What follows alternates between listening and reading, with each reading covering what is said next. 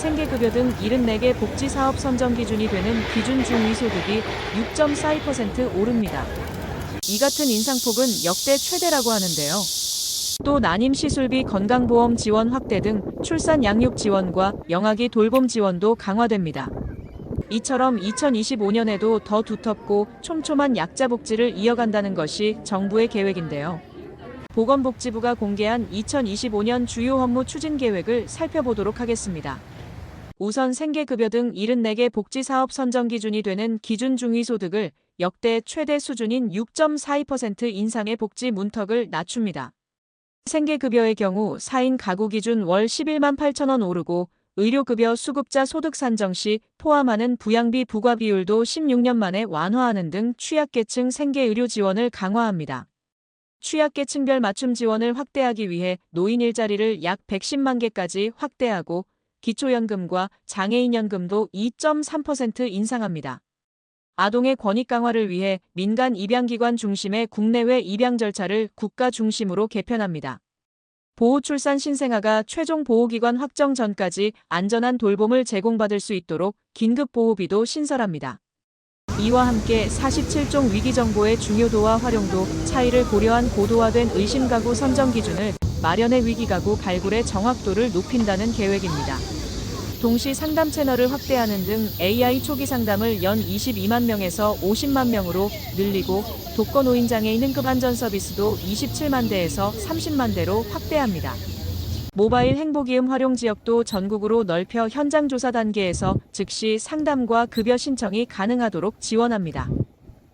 근로를 통한 취약계층 자립 지원을 위해 자활근로 참여자가 생계급여를 탈수급하는 경우 연 최대 150만 원을 지원하는 자활성공지원금도 신설합니다. 촘촘한 사례관리 제공을 위해 자활사례관리사를 2배로 확충하고 전국 250개 모든 지역자활센터에 배치합니다. 기회사다리 제공을 위한 자산 형성 지원도 강화합니다.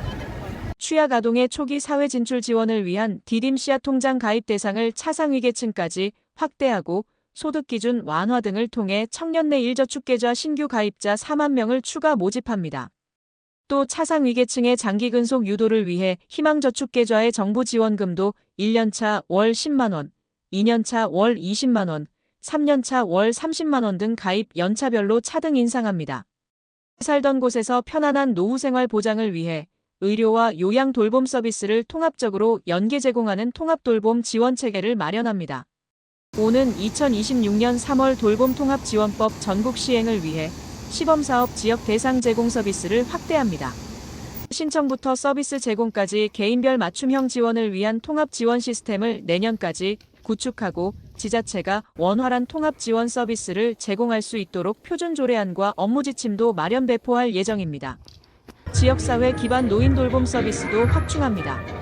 중증 수급자 재가 서비스 이용 한도를 1등급은 206만 9,900원에서 230만 6,400원으로, 2등급은 186만 9,600원에서 208만 3,400원으로 확대됩니다.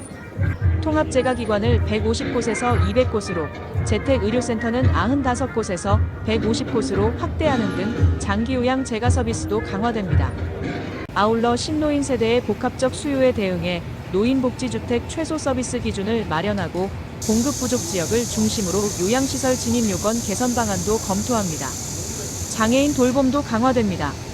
장애인과 가족 모두의 일상을 보호하기 위해 보호자 입원 등 긴급 상황에서 최중증 발달장애인에게 24시간 긴급 돌봄을 제공하는 전담 긴급돌봄센터 2곳을 신설합니다.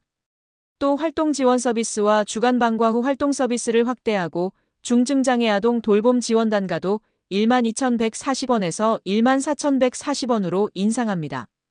24시간 의료 서비스 제공이 가능한 의료집중형 거주시설도 시범 도입합니다.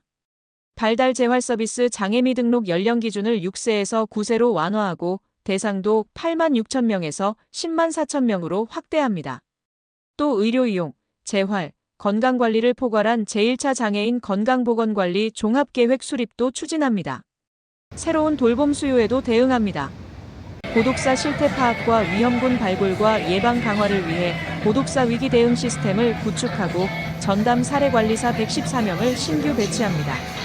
위기청년 전담 전달 체계의 법적 기반을 마련하고 사례 관리에 동의한 청년 자살 시도자의 치료비 지원 요건을 완화합니다. 또 우울 불안 등 정서적 어려움을 겪는 국민을 대상으로 심리상담 서비스 제공도 확대합니다. 지역이나 혼인 여부 등에 관계없이 20세에서 49세 남녀를 대상으로 필수 가입력 검사비를 지원하고 영구 불임이 예상돼 가입력 보존이 필요한 경우를 위한 생식세포 동결과 보존비도 지원합니다. 자연분만과 동일하게 제왕절개 비용을 제로화하고 산후조리원 서비스 질 제고를 위해 평가 의무화와 함께 결과 공표를 추진합니다. 난임 임산부 심리상담센터를 10곳에서 12곳으로 늘리고 산전 후 우울증을 겪는 부부에 대한 심리정서적 지원도 강화합니다. 조기치료 제공을 위해 3세 이하 재활치료료 가산을 확대하고 이른둥이 외래 본인 부담 경감도 강화합니다. 또 노인 일자리를 통해 아이돌봄 서비스를 제공하고 초등 돌봄을 위한 다함께 돌봄센터도 1203곳에서 1372곳으로 확대합니다. 지속가능성 세대형 평소득 보장 강화를 위한 상생의 연금 개혁도 추진합니다. 정부 개혁안을 토대로 국회 논의가 조속히 이루어질 수 있도록 적극 지원하고 개혁에 대한 국민 공감대 형성을 위한 홍보도 강화합니다. 초고령 사회 도래와 액티브 시니어 등장에 따른 사회적 인식 변화 등을 고려해 노인 연령 조정에 대한 사회적 논의도 준비합니다. 지금까지 워라TV였습니다.